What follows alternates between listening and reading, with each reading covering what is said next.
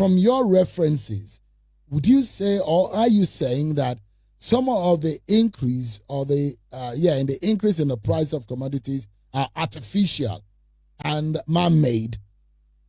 Some of it, yes.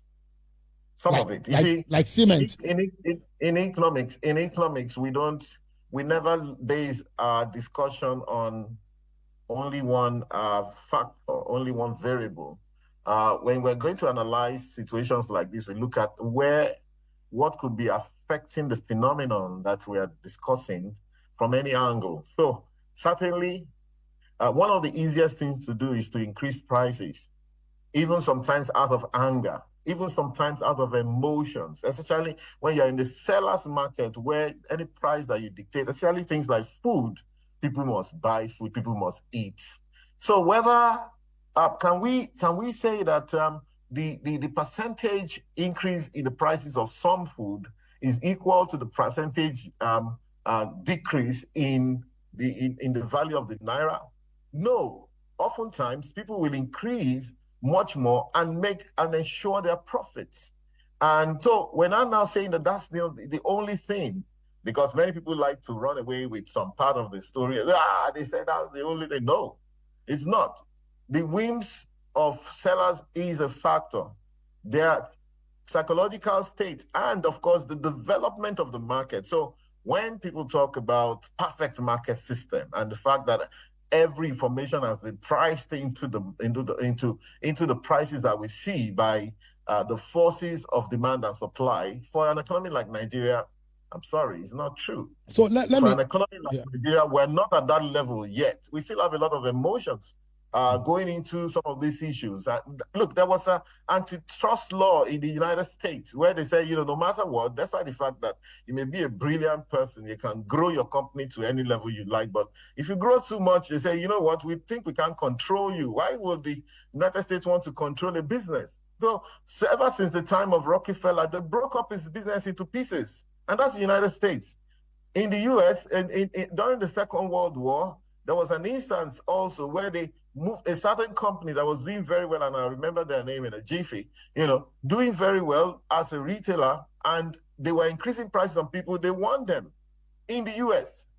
And when they were adamant, they removed the MD. Now, I'm not saying that that's what we are doing. I'm just saying that, please bear me, and of course, headlines to be written. And so many of the people on my side don't like talking to the press because of some of those things.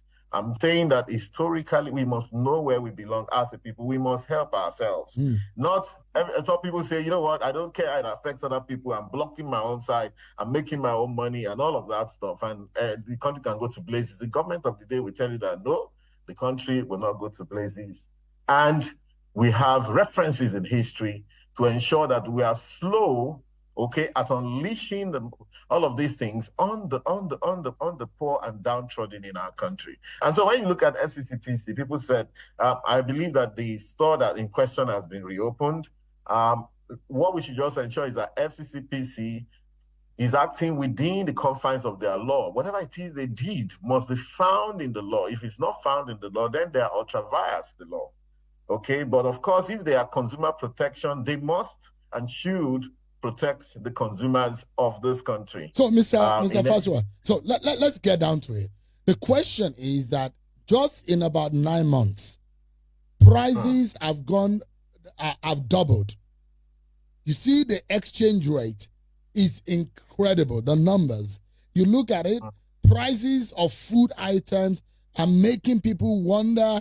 In fact, some people have speculated that Nigeria is fast approaching the Venezuela scenario. And God forbid, we cannot only pray. But the question here is that if things are spiraling at this pace, does the Tinubu government have capacity? There are those who will tell you that the government has not shown any capacity in the manner and the speed at which things have spiraled. Well, anybody can say what they want. It's a free world, but like I said before, the president called an extraordinary meeting of state governors who are also executives in their own regard, and had a very candid discussion with them. And I think that that's something to go with. And so in terms of now, like I said, a number of what's going on is also political in a way, even though, well, politics, people can react politically in any way that they want.